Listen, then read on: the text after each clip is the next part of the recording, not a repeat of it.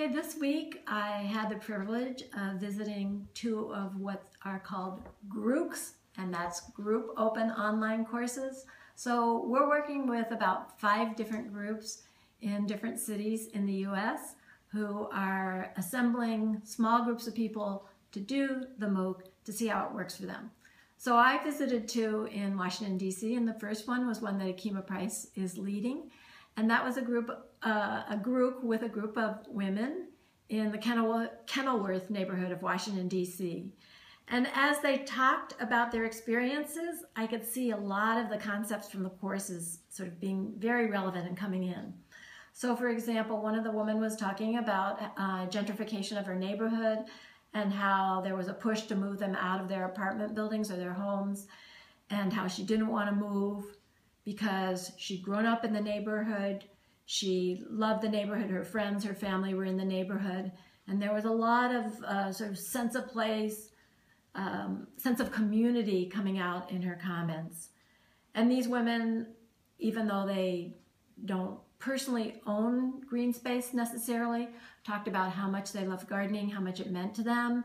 And I could just see in the way they talked about gardening and nature and some of their experiences going to the farms of their grandparents, this notion of biophilia and love of life. The second one I visited was being run by a young man named Xavier Brown. And there I met a woman who runs this organization called Vegan in the Hood. And she's also involved with an organization called Beautiful You. Xavier has his own community organization called Green Scheme. And they also partner with DC Housing and with DC Parks and Recreation. So I could see all these community organizations in Washington, DC coming together around civic ecology and related practices. And this is something that we'll be covering later on when we get to the governance unit. I also was working with the Office of Environmental Education from EPA when I was in DC.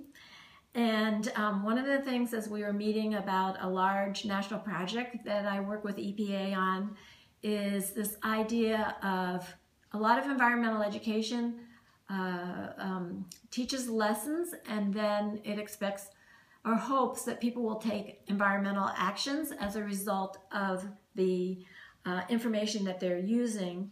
And of course, much of this environmental education, though, is hands-on. And I think civic ecology, these practices that you all are engaged in, is a great example of environmental education where you actually do the action first, and then the learning occurs as part of that action. And so what I'd like you to do as you're writing your stories, think in particular about the learning, because I'm really interested in some of your insights on the kind of learning that can occur when you start with a civic ecology practice. I will pick one story as an example and give some tips on how you can apply the civic ecology principles and reflect on your chosen practice. At the end of each module, you must have read guiding questions that relate to the module. We encourage you to use these guiding questions to build on your story. Let's take Principle 4. In recreating place, civic ecology practices are recreating community. In this module, we learned 3 concepts: sense of community, social capital, and collective efficacy. Maria, one of our students from Spain, writes about civic ecology practices in the Waste Grounds Network of Madrid. And we will be using this story as an example to talk a bit about Module 4.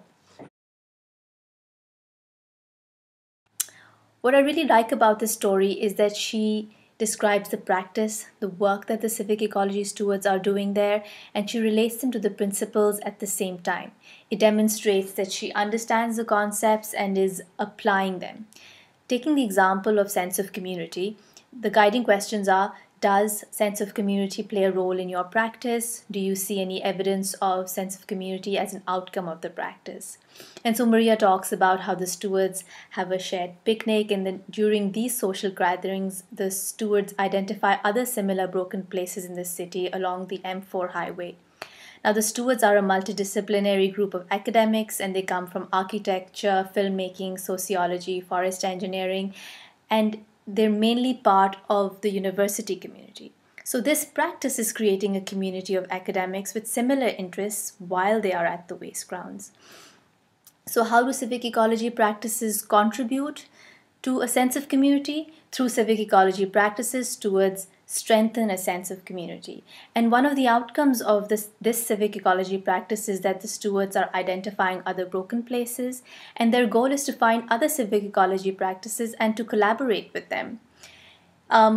And one of the other interesting outcomes of their social gatherings has been that they've documented these broken places and mapped them. And they've taken some photographs to sort of document where all they are geographically located. Now, we'd want to thank Maria for sharing her work in progress. There are many other stories which are equally inspiring. So please do continue to share your work as you go along so we can give you feedback and encouragement. So, continue on. I think we have 3 more weeks of the course.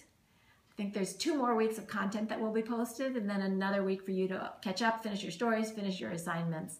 So keep on going. I know it's intense. There's a lot of work, but we really appreciate everything that you're contributing and learning and sharing with us.